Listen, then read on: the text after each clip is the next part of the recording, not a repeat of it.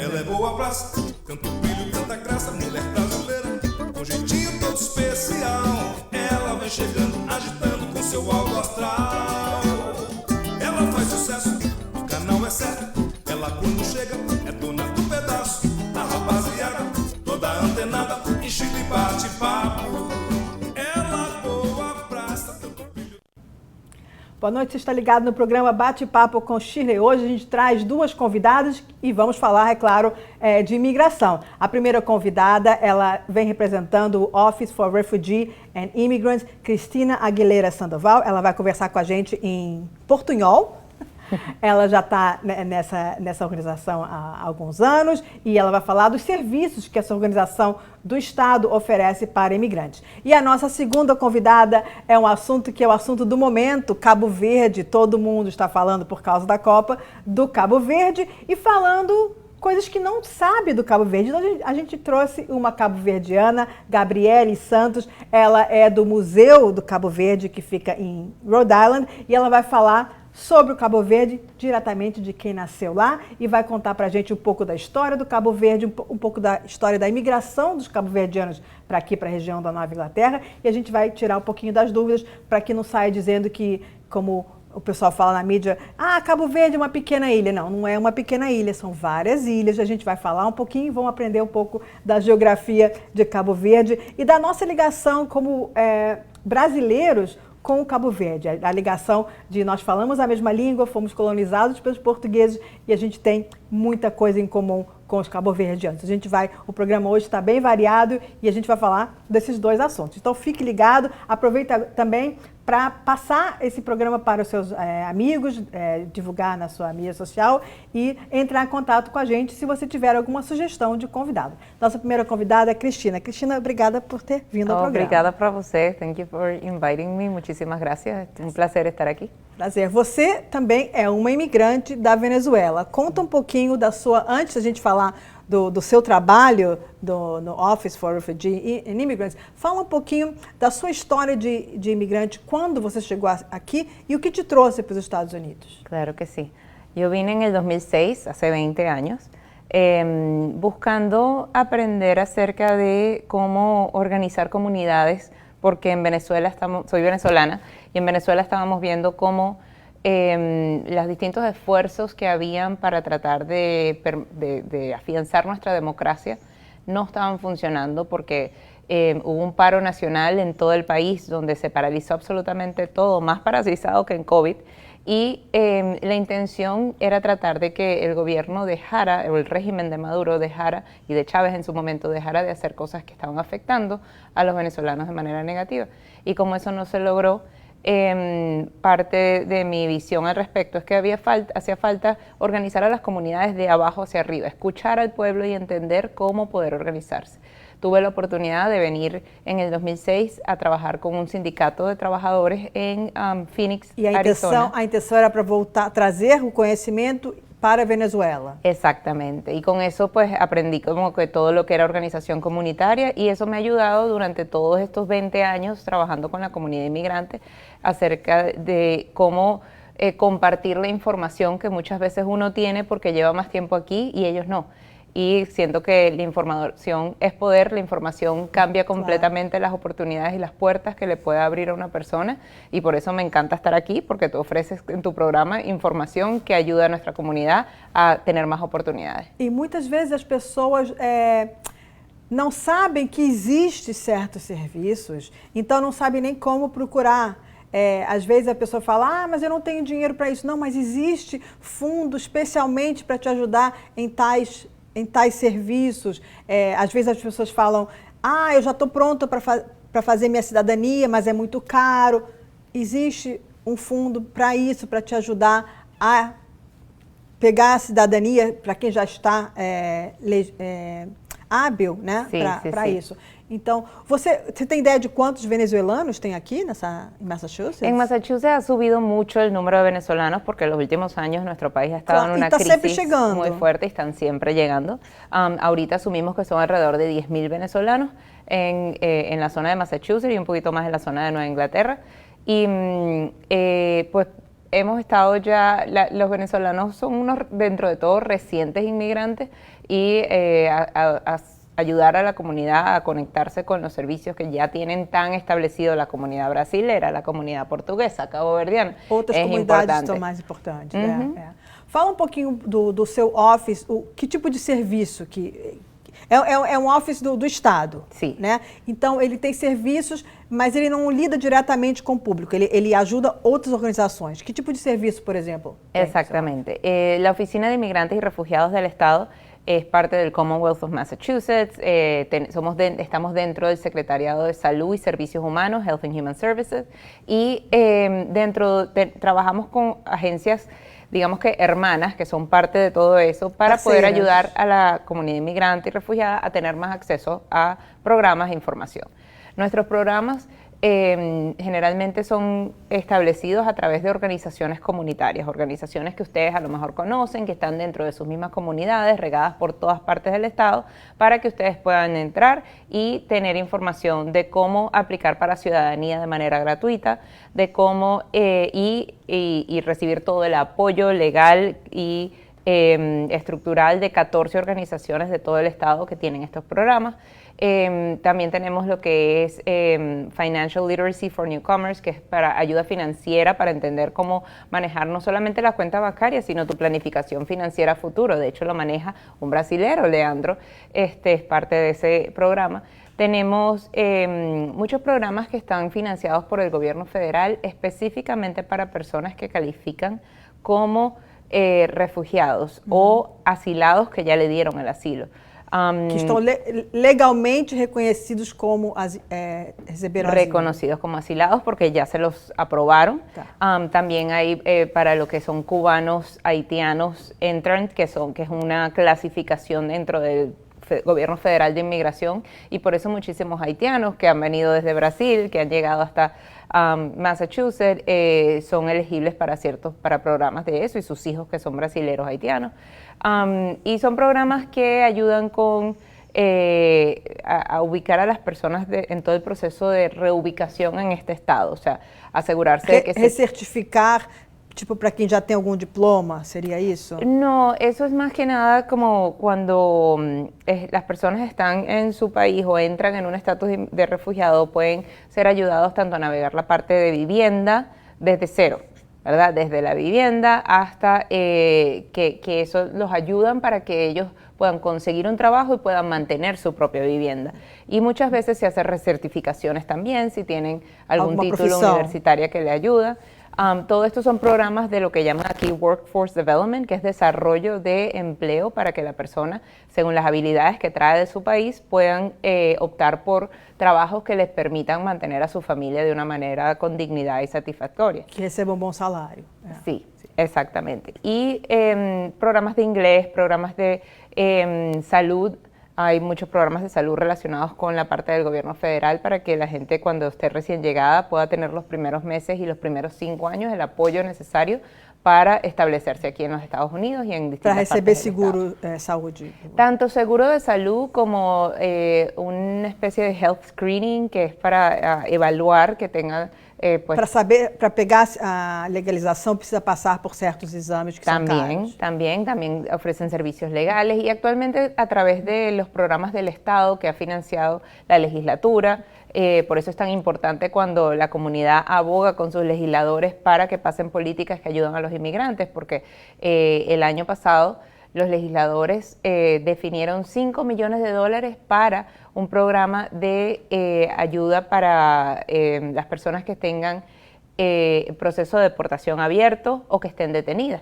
Y con toda la situación tan triste que hemos visto de los agentes de inmigración realmente violando la ley y llevándose gente que no tienen que llevarse.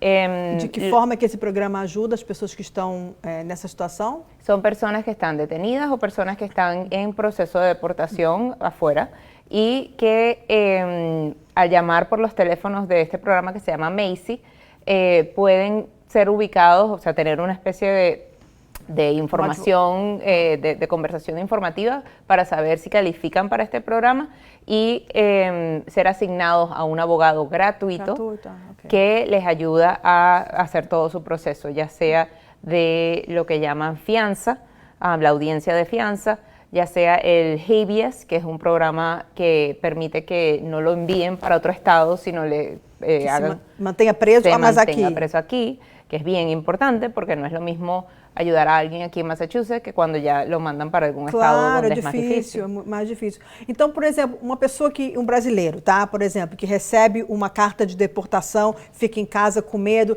tem gente que não está saindo para trabalhar, tem gente que não está levando as crianças na escola porque está com medo.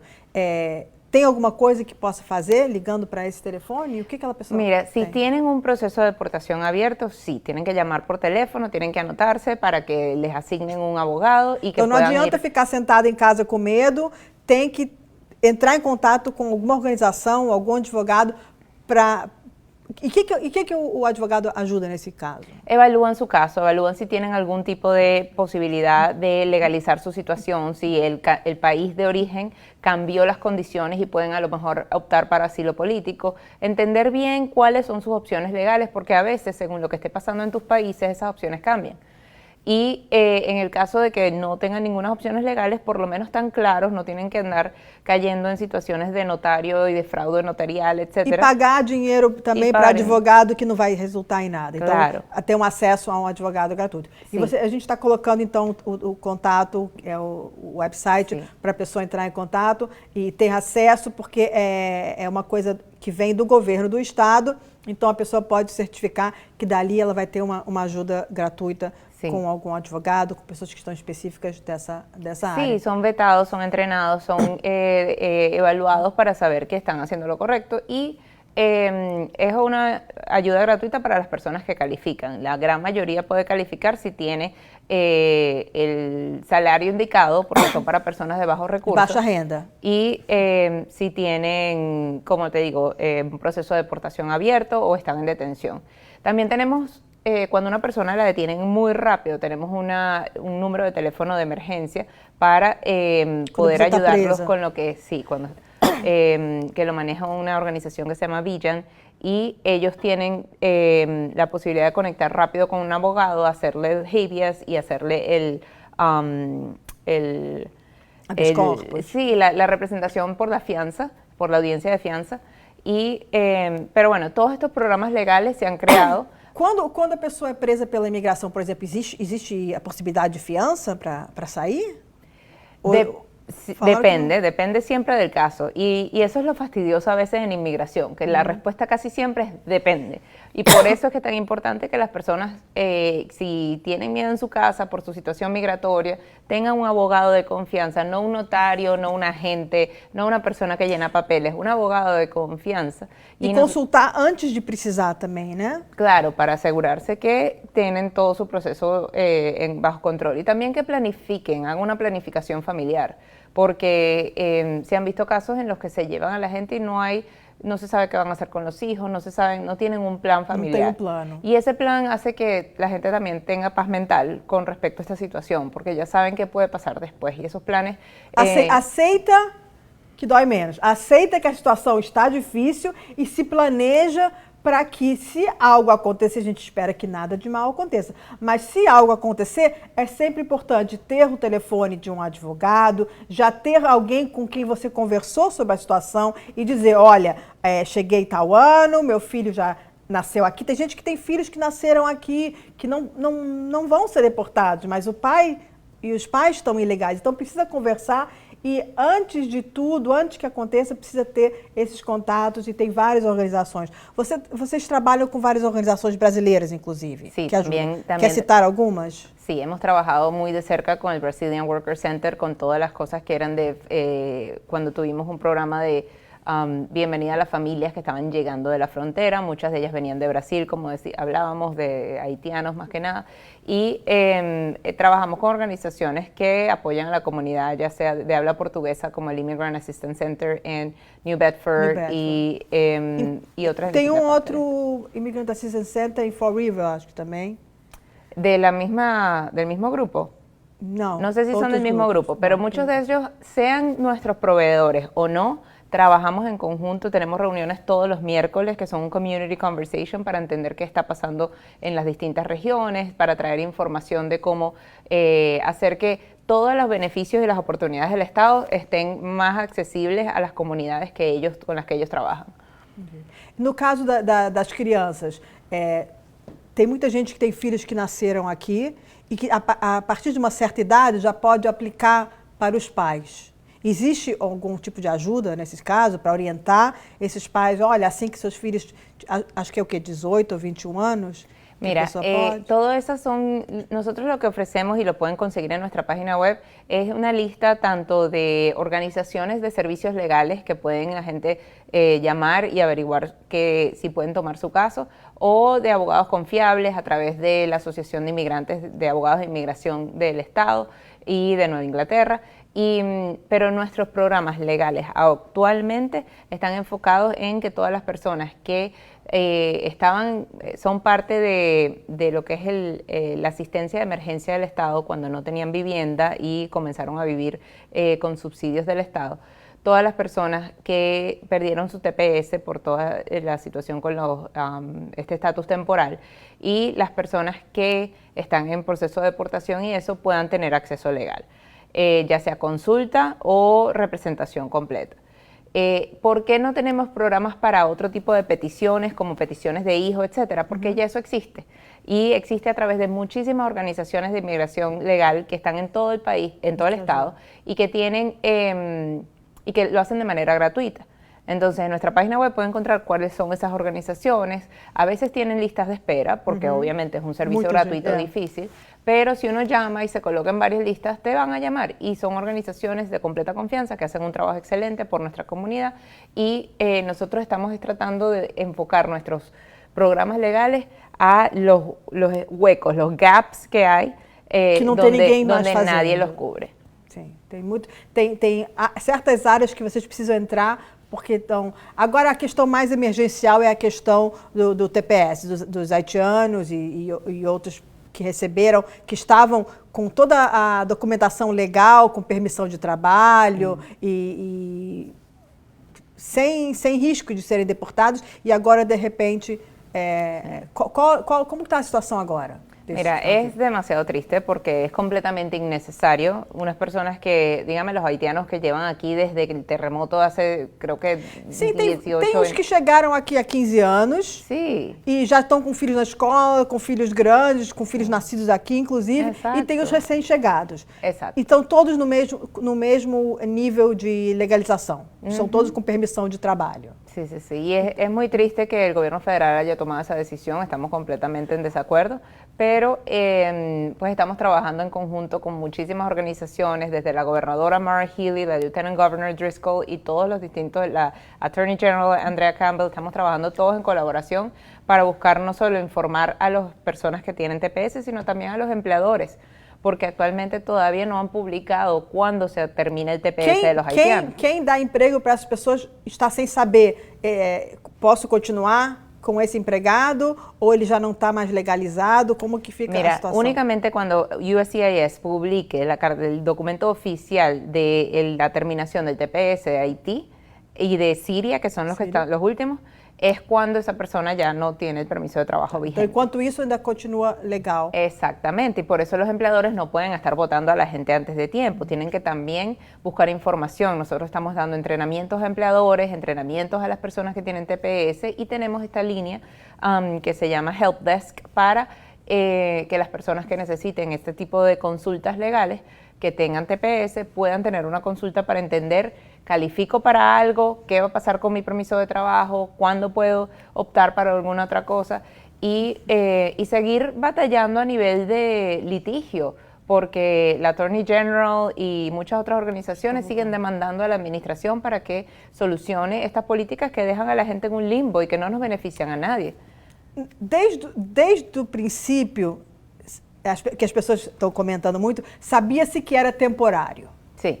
Era um visto temporário por um caso de emergência. No caso, você, por exemplo, você veio da Venezuela, hoje em dia, com o terremoto na Venezuela, tem que existir uma ajuda temporária. Claro. Mas precisa ter um plano para isso. Nunca houve um plano: olha, vocês vão ficar venezuelano, haitiano, vocês vão ficar aqui durante um tempo, e depois voltar para o seu país. Esse visto temporário, essa permissão de estar legalmente temporário, nunca houve uma proposta de o que fazer para que eles pudessem voltar. E o governo agora está nessa de sem ter um plano para essas pessoas. Sim. São pessoas que já estão aqui, que fizeram a sua vida, que sabiam que era uma questão temporária, mas nunca tiveram uma visão do qual o próximo paso. Claro, y el problema es que a nivel de gobierno federal por muchísimos años no ha habido una reforma migratoria.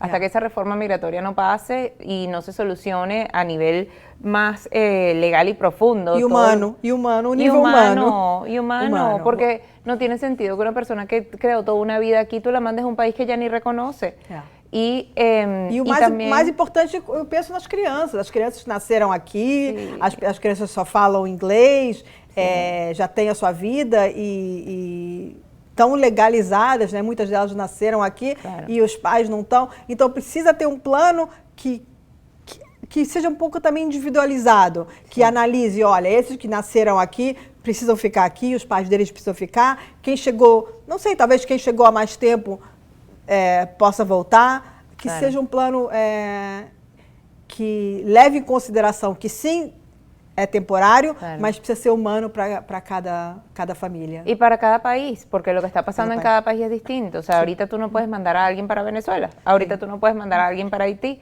La situación podrá ser muy temporal, pero no ha mejorado. Son países en donde corren un peligro muy grande de regresar, ya sea por la situación humanitaria o por la situación política.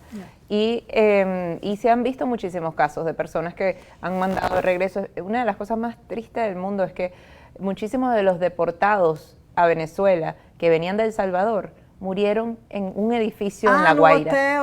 Eu li que teve que estavam em transição, tinham acabado de ser deportado y estaban en un hotel esperando para ir para otro lugar. Mira, eso es horrible. Y claro, eso es un desastre natural, eso no es evitable. Que não tem nada a ver com nenhuma lei de imigração, aconteceu. Pero es el hecho de que cuando tú ves la situación, o sea, si tú no evalúas, no tienes una situación, una manera de solucionar a nivel de migración que se puedan quedar o que puedan evaluar los casos individualmente, como tú dices, entonces puedes terminar causando un problema más grande, porque cuando los deportan a estos países, no solo por el terremoto, es por la situación de inestabilidad política y económica que existe en Venezuela. Es muy difícil. Sim, alguns casos são casos realmente de guerra, mas o que as pessoas também ficam muito irritadas com essa questão dos imigrantes que recebem muita ajuda, é que nem todos estavam em situação de guerra. No caso dos haitianos, vários deles estavam já há 10 anos no Brasil, trabalhando e com os filhos na escola e tudo, então não estavam no meio de uma guerra, estavam vivendo bem no Brasil, mas abriu essa oportunidade de vir para cá e, é claro, nos Estados Unidos tem uma possibilidade econômica melhor do que no Brasil e eles aproveitaram para vir. Então, tem muita gente que se aproveitou dessa abertura e veio por questões econômicas, não por questões de refugiado, não por questões de guerra e tudo mais. Então, eu acho que eu entendo também o lado dos que estão criticando essa abertura ampla, né, receber a todos. É preciso analisar quem realmente está precisando, para que se tenha o esforço seja colocado onde realmente é necessário, não em quem está só aproveitando uma oportunidade econômica sí, sem que seja realmente un refugiado de guerra o de uma... Y eso se entiende, hay gente que lo necesita y gente que lo hace por nuevas oportunidades. Pero también hay que ver cuáles son las contribuciones de los inmigrantes a nuestro país. Sí. Y ya eso está comprobado, ya eso hay todas las investigaciones del mundo, la importancia del músculo económico que traen los inmigrantes a Estados Unidos, a Massachusetts y a distintas partes. O sea, por ejemplo, 45,000 personas haitianas pierden el TPS en Massachusetts. Eso es un número gigantesco. La gran mayoría de ellos trabajan en el sector salud. En los hospitales. En toda la parte de... Cuidando de idosos. Exactamente, de hospitales, de personal care assistance, y son trabajos súper importantes. Entonces, ¿qué pasa si tú le eliminas la oportunidad de trabajo a todo el mundo? Todos salimos afectados. porque son personas que están cuidando a nuestros ancianos, son personas que están cuidando a nuestros hospitales y a nuestros enfermos. Entonces hay que hacerlo también como un entendimiento de cuál es el impacto que eso va a traer, porque a la hora de la final los empleadores pierden, la economía pierde, y todo tiene que ser bien evaluado. Assim, eu acho importante ver todos os lados. É claro que Massachusetts perde em questão de hospital, de atendimento, de mão de obra e do dinheiro que os imigrantes colocam de volta na economia, mas é preciso também que seja distribuída a quem paga essa conta. Uhum. E quem paga essa conta, muitas vezes, não são os donos dos negócios, não são as grandes corporações que têm os hospitais que lucram com mão de obra barata, o Walmart e as grandes empresas que lucram com a mão de obra barata e mal remunerada, e acaba sendo as escolas das cidades mais pobres que são inundadas com mais estudantes e não têm condição de pagar, e é preciso que justamente o governo do estado veja que isso seja distribuído igualmente, que quem pague a conta não sejam as cidades pequenas ou que tenham menor poder aquisitivo, como Taunton, que a gente está, Brockton, Fall River, New Bedford, essas cidades que estão recebendo muitos imigrantes porque não têm condição de ir para cidades como Wellesley e Weston, e essas cidades como Wellesley e Weston têm pessoas que são donas das empresas que se beneficiam dessa mão de obra barata, que é a mão de obra imigrante. Então, a gente precisa que venha a partir do governo do estado a equilibrar quem paga essa conta. Claro. O governo do estado está fazendo essa boa ação de receber os imigrantes que precisam dessa ajuda, de estar num país legalmente e ter visto para trabalhar, sem ter medo de sair na rua, de ser deportado, mas é preciso que todo mundo pague a conta, ou que seja pelo menos equilibrada. Sí, pero también es visto como una ayuda. El TPS no es una ayuda, es un estatus. Ahí no hay ningún beneficio económico, más bien los inmigrantes tienen que pagar para poder tener ese estatus. Y entonces eso ya por ahí es una contribución, y de ahí para adelante lo obtienen es para poder tener un permiso de trabajo, es decir, para con su trabajo contribuir. Y muchas veces sí, a veces se aprovechan de mano de obra barata, pero aquí en el estado tenemos un mínimo que no puede ser violado, y yo creo que es mucho más lo que se contribuye que lo que absorben. O sea, nada más por el ejemplo de los tepecianos, podemos ver que son personas que sencillamente contribuyen, no tienen acceso a muchísimos beneficios. Un tepeciano, por solo tener TPS, no necesariamente califica para beneficios de salud, no necesariamente califica para... Ellos tienen que tener todas sus cosas alineadas con su trabajo, a menos de que tengan algún otro estatus por encima de eso. Y bueno, por eso... Por ejemplo, un tepeciano solamente por TPS no califica para los programas financiados por el gobierno federal de nuestra agencia. Tiene que tener otro tipo de estatus para poder calificar. Entonces, a la hora de la final yo creo que están contribuyendo mucho más de lo que están llevándose, y eso yo creo que es la parte que el Estado ve para balancear la situación. Uma coisa interessante que eu estava lendo é que eles contribuem para a Social Security. Uhum. Então, você imagina pessoas que pagaram Social Security durante 10, 15 anos e não vão receber. Se você trabalhar 15 anos, pagar Social Security, tirar, sei lá, quanto que é, 5% do salário, você paga isso durante 15 anos e você não se aposenta aqui e não recebe, então é bem... Sí, e nos beneficiamos todos desse seguro social. E todo mundo, a gente que vai...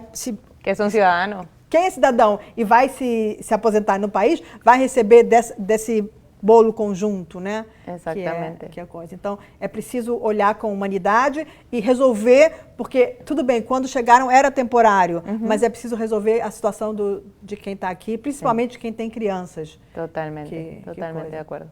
Assim é. Então tá ótimo. Se tiver mais alguma mensagem que você queira passar, tem mais um minuto. Alguma coisa importante que as pessoas precisam saber do seu office? Bueno, queremos que sepan que en nuestras oficinas estamos siempre disponibles y a la orden para conectarlos con las organizaciones comunitarias que tienen estos programas.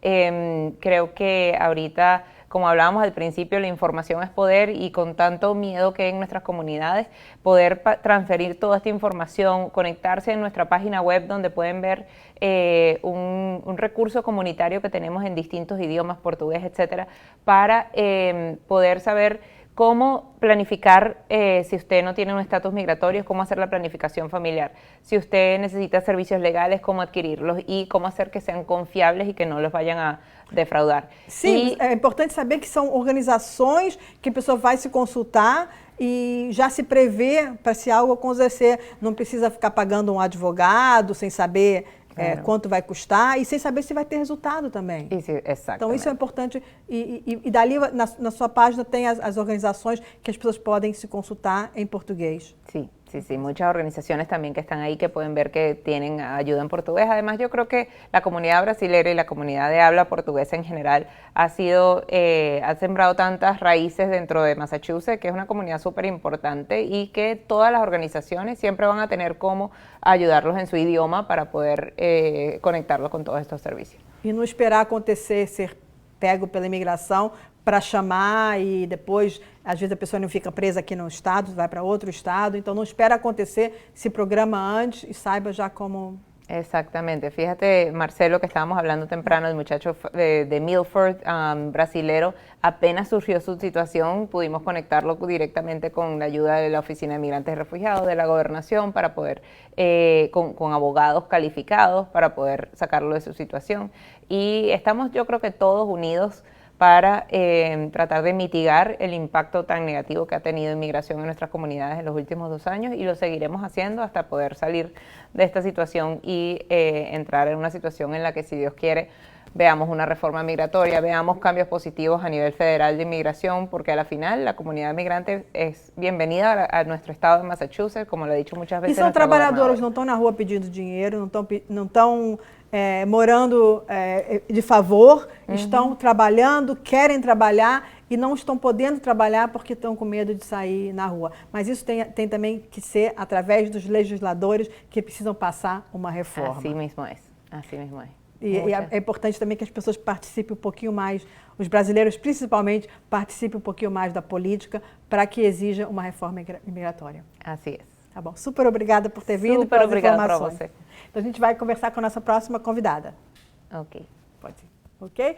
Então a gente conversou. Pode trocar. A gente vai conversar agora sobre Cabo Verde. A gente trouxe muita informação, espero que vocês tenham entendido. Eu sei que brasileiro assiste televisões em espanhol, então espero que tenha entendido a nossa conversa em espanhol com a Cristina. E a gente vai conversar agora, o assunto de hoje é Cabo Verde, todo mundo falando da Copa, de Cabo Verde. A gente vai aprender um pouquinho com a nossa convidada, Gabriele Santos, ela é cabo-verdiana e ela vem aqui representar o Museu do Cabo Verde, que fica aqui pertinho em Rhode Island. Gabriele, obrigada por ter vindo. Obrigada pelo convite. Você representa o Museu de Cabo Verde. Há quanto tempo tem o museu? O museu tem 20 anos. 20 anos 21 anos. Em Pawtucket. Antes era no East Providence. Ok. E era em frente de uma loja. Ok. Mas há 3 anos para trás, uma senhora que se chamava Denise Oliveira, ela arranjou fundos e abrimos 3 anos para trás, ali no 617 de Prospect Street, o nosso novo museu, todo modificado.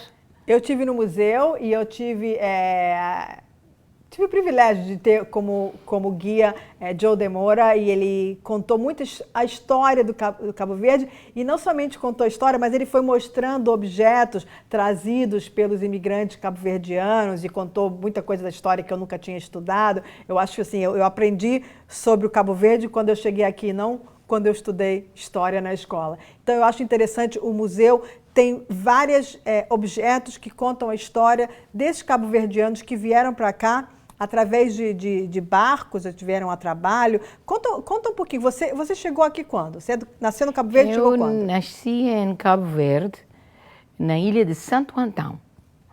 E então eu tinha outros irmãos que eram mais velhos, e em Santo Antão só havia escola até a 4ª classe.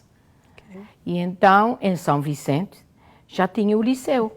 Então, meus pais mudaram para São Vicente. E eu tinha como 4 anos quando eu mudei. Eu tenho uma irmã que nasceu em São Vicente. E eu fui para a escola ali e vivi até os anos 16. Então, neste tempo, eu tinha uma tia aqui na América e ela sempre estava tentando nos trazer para a América, não é?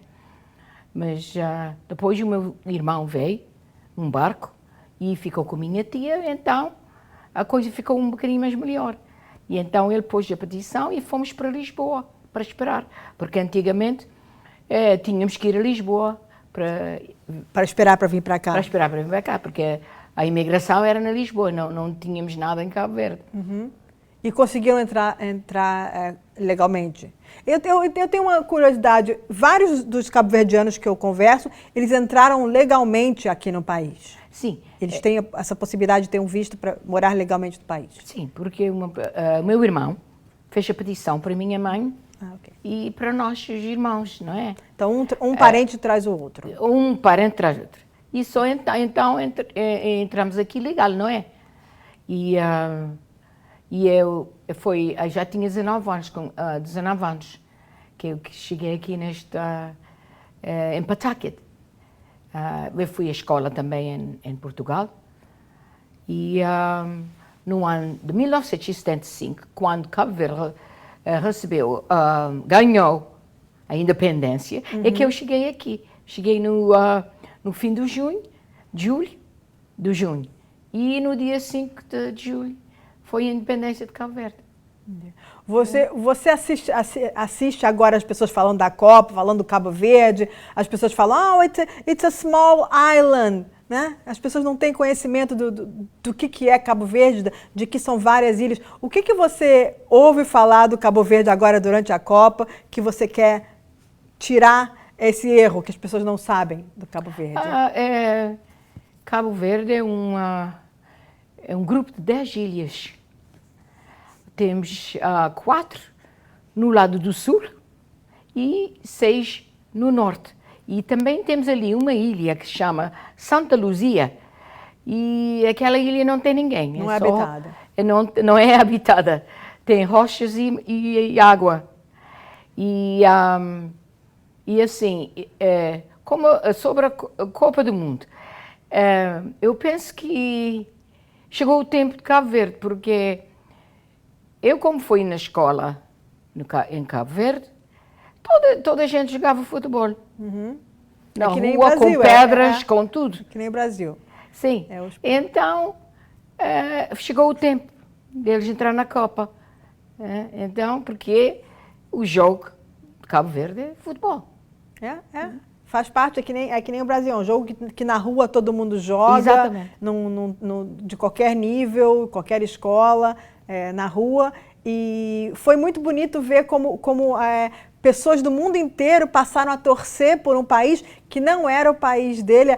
Inclusive, ela veio hoje para falar do assunto, né? Veio com a camisa do time. Uhum. E é muito bonito ver como pessoas do mundo inteiro estavam torcendo, porque é bonito de ver um time jogar e chegar a esse ponto, né? De fazer bonito na Copa, na primeira vez que eles conseguem entrar na Copa, participar disso. E, é claro, o goleiro, Vozinha, ficou muito famoso. E eu estava pensando, quando falaram que a mãe dele não tinha conseguido vir, uma vez eu tentei chegar na internet e ver quanto que custa uma passagem para ir para o Cabo Verde. Acho que é coisa de $2.000. É muito caro uma passagem. É caríssimo, sim. Não sei, não tem voo toda hora, não tem muitas empresas que vão, não tem concorrência entre as empresas, mas é bem, bem caro ir daqui para Cabo Verde. É bem caro, mas agora nós temos um voo da Providence. E essa é mais vai barato? da Providence à praia, da Providence ao Sal. Direto voo? Sim, direto voo.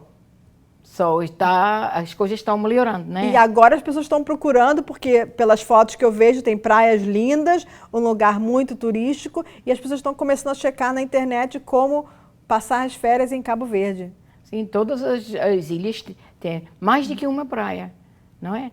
Nós também no museu, recebemos gente que não são cabo-verdianos, são americanos, ou também latinos, porque eles têm amor só por ver a Copa do Mundo. Não estão amando o Cabo Verde. Então agora o museu está recebendo gente que, por causa do futebol, está descobrindo o coisa. E tem jogadores do Cabo Verde que vieram jogar aqui nos Estados Unidos? Tem disso no Brasil, vários jogadores começam no Brasil, mas acabam preferindo jogar em outros países. Aqui na América não lembro, mas eu sei que cabo-verdianos jogam noutras partes do mundo, não é? Porque eu penso que pelo menos 1 ou 2 jogadores que estavam na Copa vieram de outra parte, que não era de Cabo Verde, nasceram noutro país, não é? Fala um pouquinho, o que a pessoa encontra nesse museu? Ok, o museu tem uma história inteira de Cabo Verde, do princípio até o fim. Como América e Cabo Verde foram sempre unidos. Desde que ano que começou a vir? No 1800. Desde 1800 começou a vir cabo-verdiano para cá? Sim, e a maneira que eles vieram era na pesca da baleia, porque aqui na América, do Cape Cod, saíam do Cape Cod, e então eles davam a volta no Oceano Atlântico. Então, onde é que está Cabo Verde? No meio do Atlântico. E passava ali, pegava... Passavam ali para receber fuel, e então eles levavam gente dali, não é? E então, depois de um tempo, os cabo-verdianos eram os capitães, não é? Então eles faziam o voo. E é assim que os cabo-verdianos começaram a vir para a América. Então, depois que os americanos encontraram a eletricidade, porque não havia eletricidade, é por isso que eles estavam na pesca da baleia. Então, eles venderam uns daqueles barcos. E então, os cabo-verdianos compraram. E passaram a ser os donos do negócio. Sim, dono do negócio. E eles arranjaram tudo, porque já estavam todos quebrados. E eles começaram a fazer aquela viagem da América para Cabo Verde. No princípio só traziam homens, porque antigamente era assim, as mulheres ficavam em casa, tomando conta da casa e dos filhos, e os homens vinham, mas depois as mulheres começaram a vir para a América. E antigamente não precisava fazer petição para vir para a América, eles só chegavam aqui. Eles chegavam no porto de New Bedford e vinha uma pessoa daqui da América para registrar onde é que eles iam. E ficava. E ficavam assim. E foram ficando... Foram ficando até que os Estados Unidos resolveu controlar quantos e é assim que saiu a lei da imigração, né? E também, quando eles chegavam, os cabo-verdianos chegavam na América, eles tinham um programa que se chamava Chuba. Chuba é chuva. E chuva quer dizer hope. Hope, sim? E eles ajudavam os cabo-verdianos. Os cabo-verdianos sempre ajudam uns aos outros, não é? E um passa o pedido para trazer o outro. Exatamente. E é família, né? Um familiar consegue trazer o outro legalmente. Sim. E tinha muitos no Cape Cod, porque muitos trabalhavam no Cranberry Bogs, não é? Inclusive, no museu tinha vários instrumentos que eram usados para essa colheita do cranberry. Sim, e eles vinham, uns vinham de Cabo Verde, temporário, de junho até agosto, para trabalhar ali. E então, neste tempo, eu não sei quando você foi ali, que havia um homem ali vendo, porque muitos meninos estavam trabalhando. E então ali que eles saíram com lei que meninos não podiam trabalhar, porque eles tiravam os meninos da escola para ir trabalhar. Para trabalhar. Sim. E aí fizeram lei com idade mínima. Fizeram lei que não podia. Mas sempre os cabo-verdianos vieram para a América sempre juntarem e ajudar um ao outro. Então, E entretanto... E ficam na região de Cape Cod, New Bedford, sim, Pawtucket. de onde tinha água. E então, um ponto mais grande para os cabo-verdianos era o Fox Point, em Providence. Porque a maior parte das casas de Fox Point, cabo-verdianos viviam ali. Sim. E então, agora, o Fox Point passou para Pawtucket. Porque Pawtucket, por capita, tem mais cabo-verdianos do que no Massachusetts. Porque o Massachusetts é maior, tem muitos. E ali está tudo concentrado. Mas ali está tudo concentrado só. Em Pawtucket temos mais cabo-verdianos do que outros estados. Tem ideia de quantos que tem entre Massachusetts e Rhode Island? Quantos cabo-verdianos tem? É mais do que temos em Cabo Verde. Mais do que... A população de cabo-verdiano aqui é maior do que É lá maior do que em Cabo Verde. E as pessoas que vêm para cá, vêm e ficam, ninguém retorna, né? Só vai lá para passear. Não, uns que retornam. Tem gente que retorna. Muita gente que retorna, porque às vezes eles têm família ali. Eles vêm aqui e fazem o aposento e depois vão para trás. Já recebe aposentadoria lá. E depois vêm todos os anos para consulta, não é? Quando eu vim, minha mãe veio connosco, então eu nunca encontrei aquele prazer de ir ficar ali, não é? Você fica, tá todo mundo aqui, seus parentes todo mundo todos. está aqui na América, não precisa voltar. Sim. Eu tenho uma irmã que ela vai todos os anos para o Carnaval. O Carnaval é uma festa grande em Cabo Verde, não é? Assim como é no Brasil, Sim, é o mesmo Carnaval. principalmente em São Vicente. Eles têm a festa ainda mais grande para si com o brasileiro, sim. Fala um pouquinho da culinária cabo-verdiana. O que vocês têm né? Eu sei do cachupa, né? Sim. Que é o famoso. Quer dizer, a cachupa é a comida nacional. Se uma pessoa vai no Google e pergunta... E o que leva? Tipo uma feijoada? Leva milho, feijão, carne de porco, legume verde, mandioca. Uau, então é um ensopado com tudo ali. Sim. Ensopado. Porque em Cabo Verde temos muito milho, não é? Então, o milho, nós comíamos a cachupa para o jantar e para o pequeno almoço, não é? Mas muito trabalho. Agora eles têm máquinas que fazem esse trabalho tudo. Mas antes, eu, como criei em Cabo Verde, tínhamos ali um pilão. E fazia em casa. Sim, e na minha casa, como nós tínhamos 10 filhos, meu pai e a minha mãe tinham 10 filhos, nós batíamos 10 litros de milho. Uau. Uma panela assim, tão grande, assim, porque era para o jantar. O jantar nós comíamos assim como uma sopa e de manhã fazíamos um refogado. E o que tinha de trabalho na época que você morava com a sua família lá? O que tinha de trabalho?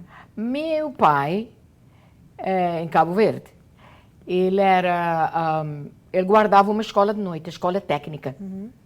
E a minha mãe, naquele tempo, dona de casa, ela né? trabalhava em casa, tomava conta. Mas os meus pais, nós tínhamos uma escola em casa. Meninos, antes que eles iam para a escola, vinha para aprender o ABC, escrever e a ler. Que bom. E fazer matemática. A minha mãe ensinava a ler e o meu pai ensinava matemática. Então, aquela foi parte também da profissão deles, não é? E também os cabo-verdianos, eles fazem tudo em casa. Doce de papaya, doce de leite e vende. Tudo E renda, eles gostam de cozer, não é? Só isso tudo ajudava uma pessoa a ter uma boa vida. E mais ainda, porque tínhamos família na América, não é? Quando uma pessoa tinha família na América e os barcos vinham, todas as vezes que eles... Traz mercadorias. Traziam tudo. E quando eles nos mandavam, eu tinha aqui uma tia e tinha aqui um irmão também, eles mandavam tantos tambores cheios de coisas boas. E então era a bênção para todo mundo. E vocês podiam revender também? Para nós, a minha mãe dava aos vizinhos e revendíamos. Então era toda a bênção. Sempre tem essa relação de trazer coisa para vender. No Brasil também tem muito disso, as pessoas que trazem coisa e aproveitam para vender e vivem disso. Assim, uma pessoa tem uma vida melhor, não é? Fala um pouquinho sobre como você vê agora a novidade de que estão falando de Cabo Verde. O que você, quando as pessoas perguntam para você, você é de Cabo Verde, o que você tem para contar de Cabo Verde que você seja mais orgulhosa? Cabo Verde gente de Cabo Verde é uma gente resiliente por causa o que é que nós passamos, não é? Os antepassados passaram. Fomos escravizados, fomos colonizados, mas é um povo que sabe trabalhar. Todos que eles ponham a mão, eles sabem fazer, não é? Então, o orgulho que eu tenho de Cabo Verde é porque nós aprendemos tudo.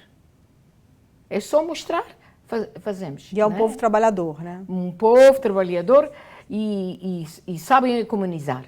Vêm aqui a este país, trabalham duro, compram propriedades, mandam os filhos para a escola, não é?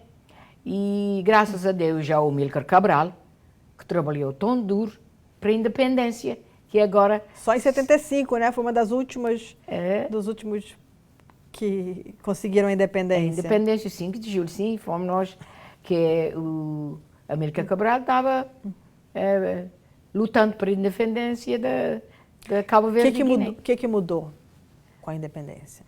Mudou com a independência, tudo. Agora temos colégios ali. Antigamente era até 12 graus. Porque antigamente uma pessoa tinha escola técnica, que eles ensinavam uma pessoa uma profissão. Mas faculdade tinha que sair do país para fazer a faculdade. Tinha que ir para Lisboa. E para ir a Lisboa uma pessoa tinha que ter dinheiro, né? Claro. E às vezes muitos ganhavam os bolsas de estudo, iam a Cuba, não é? Que Cuba sempre tinha aquela ligação também, e assim. Mas em Cabo Verde era só até o liceu. E depois escola técnica ensinava uma profissão, muitos ficavam ali, da mecânica, da eletricista. Eu tenho um irmão que ainda é eletricista, aprendido ali em Cabo Verde. Sim? Muitos dos cabo-verdianos iam, e como a minha mãe dizia, ela tinha 10 filhos, ele queria ensinar toda a gente uma profissão para poder se manter. Viver, né? Claro. Vamos falar um pouquinho das pessoas, o que vocês têm de exposição no museu que as pessoas podem visitar, alguma coisa especial que esteja acontecendo nesse momento com a independência? Ok, ali no museu, no primeiro piso, nós temos a história, como nós falamos antes, da pesca de boleia, da baleia, temos a imigração, temos a escravização. O tour tem ele em inglês e tem ele em português também? Nós, quer dizer, eu falo inglês e português, fazemos a tradução, não é? Mas quase tudo é nas duas línguas. Entendi. No primeiro piso temos, como nós falamos, pesca da baleia, a escravização, a imigração e a independência. Mas então no segundo andar temos ali uma disposição de uma linha de escravatura, o que é que passou. Muito interessante, não é? E temos também um timeline. Você fala a escravidão foi lá, nunca vieram trazidos como escravos para cá, né? Não, foi eles levavam ali. E muita da escravidão foi feita na praia, no Santiago, e ali que eles têm uma concentração, um lugar de concentração, que eles tinham ali também a Rua da Banana, onde aqui iam os piratas também, os da Britânia. E dali eles traziam pessoas para outros países? Normalmente sim, eles iam, quer dizer, eles iam à África, da África, eles levavam para das outras partes da África, porque nós também somos africanos. Levavam do continente para as ilhas. Sim, e as ilhas, e eles traziam também para as outras ilhas. Para trabalhar na lavoura, na lavoura, sim. E ali os escravos, eles faziam o pano. E como você vê a minha saia, era o trabalho que os escravos faziam um pano. E o pano era usado como dinheiro. Eles vendiam, mas comprava também escravos com o pano. Não é? Quem fazia o pano eram os homens e as mulheres só faziam tinta. E os portugueses ganhavam muito com a tinta. O trabalho dos outros, Sim, né? com a tinta também. Aquele Porque ali, tínhamos muita tinta ali em Cabo Verde. Mas...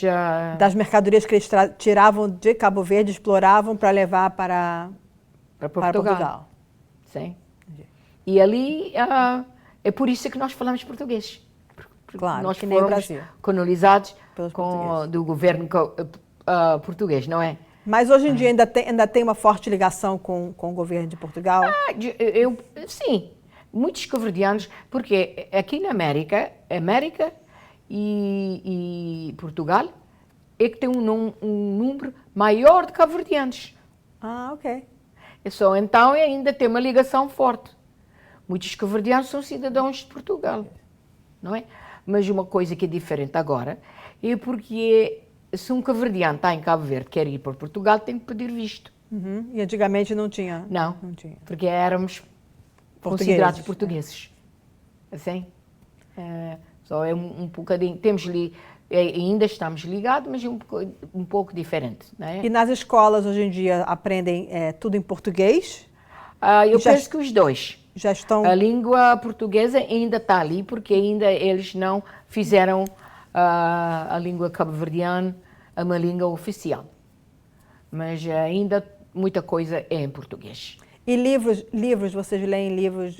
Agora tem muitos livros em cabo-verdiano. E dos autores brasileiros? Alguns são conhecidos lá em Cabo Verde? Eu não tenho certeza que é...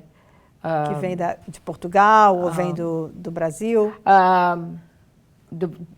Que escrevem os livros. Dos autores conhecidos no Brasil, são também conhecidos em Cabo Verde? Alguns, não é? Mas agora os cabo-verdianos estão fazendo o trabalho próprio deles. Sim, o próprio trabalho, não é? Agora eles têm um alfabeto novo que se chama Walupec. O alfabeto só do crioulo. Que é bem diferente. Que ele já foi passado, ok, não é? E há muitos... e mesmo aqui na América, muitos cabo-verdianos estão escrevendo livros, porque ali no museu temos muitos livros que é escrito em inglês e em cabo-verdiano. De cabo-verdianos nascidos, muitos cabo-verdianos nascidos aqui na América. Que conseguem já escrever na língua. Sim. Porque muita gente consegue falar o crioulo, o cabo-verdiano, mas não sabe escrever. Sim, porque antigamente não se escrevia, não é? Não se escrevia. Mas agora já e o cabo-verdiano é uma língua que uma pessoa escreve como fala, não é? Mas agora já temos o alfabeto, já temos o fonético e temos professores que ensinam. Ali no museu temos um professor, o Dr. Silas, que ele dá a escola da língua cabo-verdiana. Que ótimo. E durante um ano. Agora no verão, nós estamos nas férias, mas no setembro, outubro, começamos as lições novamente. E também ali temos professor de música, que ensina música. Que bom. Uhum. Então, quem quiser entrar em contato para conhecer mais o museu, para agendar uma visita, entre em contato com o Museu do Cabo Verde. Qual o website? Museucaboverdiano.org. Museucaboverdiano.org. E entra lá e agenda a sua visita, pode levar também um grupo. Pode levar um grupo, sim. E pode nos chamar, se querem trazer um grupo, chama ali e nós podemos organizar isso. Tá bom. Não é?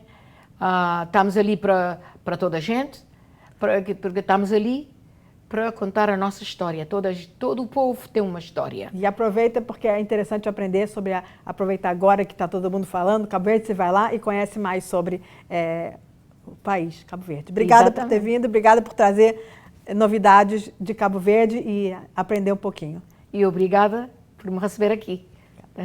A gente vai ficando por aqui. Até a próxima. E que você tiver alguma sugestão de convidado, entre em contato pelo papotv@msn.com e aproveita para mandar sua sugestão de próximo convidado.